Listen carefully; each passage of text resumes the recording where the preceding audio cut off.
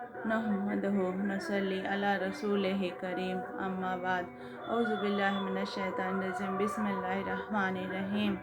नाज़रीन, मैंने पिछले ब्लॉग में सूरह आल इमरान का तर्जुमा किया था और इस ब्लॉग में आगे का तर्जुमा मैं पढ़ूँगी। इंशाअल्लाह आप सबको पसंद आएगा।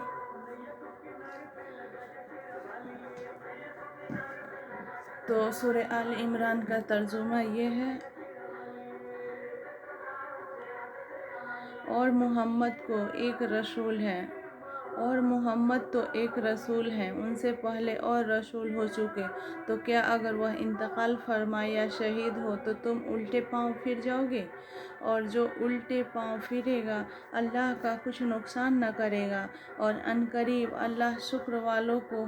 शिला देगा, और कोई जान बेहुक्म खुदा मर नहीं सकती, सबका वक्त लिखा रखा है, और जो दुनिया का इनाम चाहे हम उसमें से उसे दें, और जो आखिरत का इनाम चाहे हम उसमें से उसे दें, और करीम है शुक्र वालों को शिला अता करे। और कितने ही अम्बिया ने जहाद किया, उनके साथ बहुत खुदा वाले थे, तो न सुस्त पड़े उस मुसीबतों से जो अल्लाह का राह में उन्हें पहुँचे, और न कमज़ोर हुए और न दबे, और सब्र वाले अल्लाह को महबूब हैं। और वह कुछ भी न कहते थे सिवा उस दुआ के कि ए हमारे रब, बख्श दे हमारे गुनाह, और जो ज़्यादतियाँ हमने अपने काम में की, और हमारे कदम जमा दे, और हमें उन काफिर लोगों पर मदद दे। तो अल्लाह ने उन्हें दुनिया का इनाम दिया और आखिरत के सवाब की खूबी, और नेकी वाले अल्लाह के प्यारे हैं। ए ईमान वालों, अगर तुम काफिरों के कहे पर चले तो वह तुम्हें उल्टे पांव लौटा देंगे, फिर लौटा खा के पलट जाओगे, बल्कि अल्लाह तुम्हारा मौला है और वह सबसे बेहतर मददगार है। कोई दम जाता है कि हम काफिरों के दिलों में रअब डालेंगे कि उन्होंने अल्लाह का शरीक ठहराया, जिस पर उसने कोई समझ न उतारी, और उनका ठिकाना दोज़ख है, और क्या बुरा ठिकाना इंसाफों का। और बेशक अल्लाह ने तुम्हें सच कर दिखाया अपना वादा, जबकि तुम उसके हुक्म से काफिरों को कत्ल करते थे, यहाँ तक कि जब तुमने बुज़दिली की और हुक्म में झगड़ा डाला और नाफरमानी की बाद उसके कि अल्लाह तुम्हें दिखा चुका तुम्हारी खुशी की बात। तुम में कोई दुनिया चाहता था और तुम में कोई आखिरत चाहता था,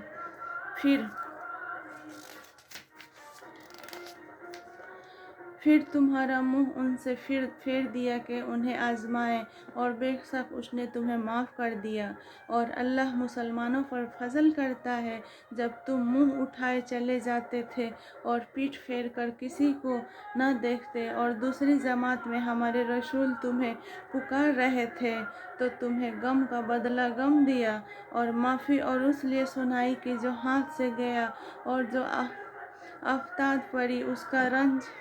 न करो, और अल्लाह को तुम्हारे कामों की खबर है। फिर तुम पर गम के बाद चैन की नींद उतारी कि तुम्हारा एक जमात को घेरे थी, और एक गिरोह को अपनी जान की पड़ी थी। अल्लाह पर बेजा गुमान करते थे, जाहिलियत के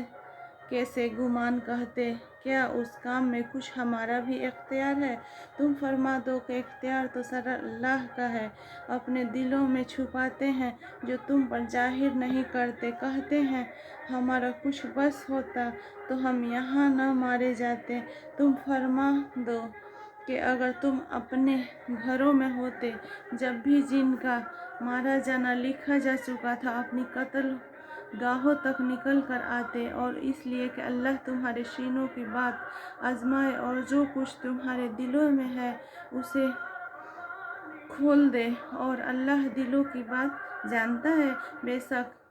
वह जो तुम में से फिर गए जिस दिन दोनों फौजें मिली थी उन्हें शैतान ने तफजीस दी, उसके बाद اس کے بعض اعمال کے باعث، اور بے شک اللہ نے انہیں معاف فرمایا۔ بے شک اللہ بخشنے والا، علم والا ہے۔ اے ایمان والو، ان کافروں کی طرح نہ ہونا جنہوں نے اپنے بھائیوں کو نسبت کہا جب وہ سفر یا جہاد کو گئے کہ ہمارے پاس ہوتے تو نہ مرتے اور نہ مارے جاتے، اس لیے کہ اللہ ان کے دلوں میں اس کا افسوس رکھے، اور اللہ جلاتا اور مارتا ہے، اور اللہ تمہارے کام دیکھ رہا ہے۔ اور بے شک اگر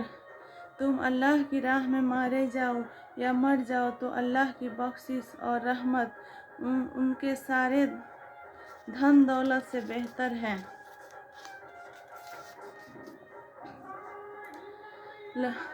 اگر تم مرد یا مارے جاؤ تو اللہ کی طرف اٹھنا ہے، تو کیسے کچھ اللہ کی مہربانی ہے کہ اے محبوب تم ان کے لیے نرم دل ہوئے، اور اگر تند مزاج سخت دل ہوتے تو وہ ضرور تمہارے غرض سے پریشان ہو جاتے۔ تو تم انہیں معاف فرماؤ، ان کی شفاعت کرو اور کاموں میں ان سے مشاہدہ لو،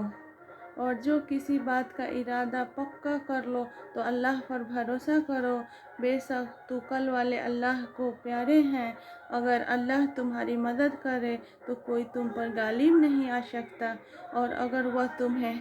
چھوڑ دے تو ایسا کون ہے جو پھر تمہاری مدد کرے، اور مسلمانوں کو اللہ ہی پر بھروسہ چاہیے۔ اور اگر نبی پر یہ گمان نہیں ہو سکتا کہ وہ کچھ چھپا رکھیں، اور جو چھپا رکھیں وہ قیامت کے دن اپنی چھپائی چیز لے کر آئے گا، پھر ہر جان کو ان کی کمائی بھرپور دی جائے گی اور ان پر ظلم نہ ہوگا۔ تو کیا جو اللہ کی مرضی پر چلا وہ اس جیسا ہوگا جس نے اللہ کا غضب اوڑھا اور اس کا ٹھکانہ جہنم ہے، اور کیا بری جگہ پلٹنے کی، وہ اللہ کے یہاں درجہ ہے اور اللہ کے کام دیکھتا ہے۔ بے شک اللہ کا بڑا احسان ہوا مسلمانوں پر کہ انہیں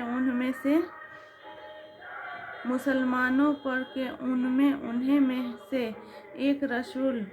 بھیجا جو ان پر اس کی آیتیں پڑھتا ہے اور انہیں پاک کرتا ہے اور انہیں کتاب و حکمت سکھاتا ہے، اور وہ ضرور اس سے پہلے کھلی گمراہی میں تھے۔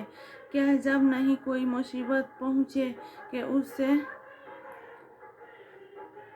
دونی تم پہچان سکتے ہو تو کہنے لگو کہ یہ کہاں سے آئی؟ تم فرما دو کہ وہ تمہارے ہی طرف سے آئی، بے شک اللہ سب کچھ کر سکتا ہے۔ اور وہ مصیبت جو تم پر آئی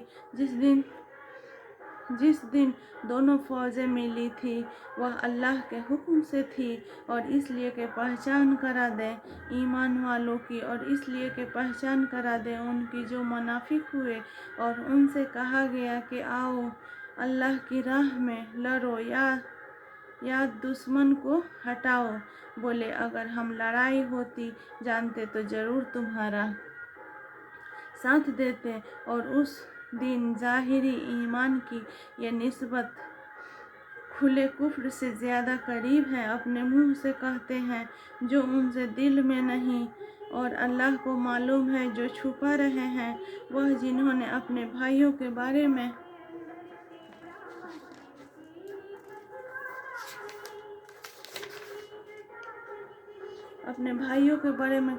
میں کہا اور آپ بیٹھ رہے کہ وہ ہمارا کہا مانتے تو نہ مارے جاتے، تم فرما دو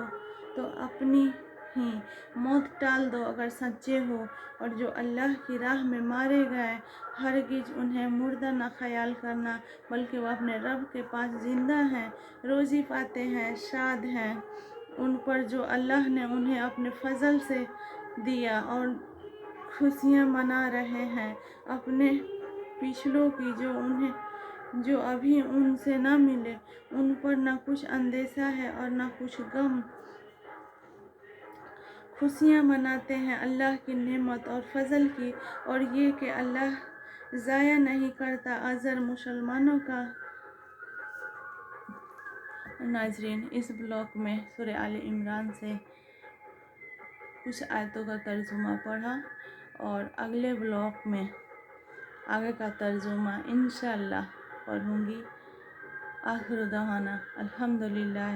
رب العالمین، آمین ثم آمین۔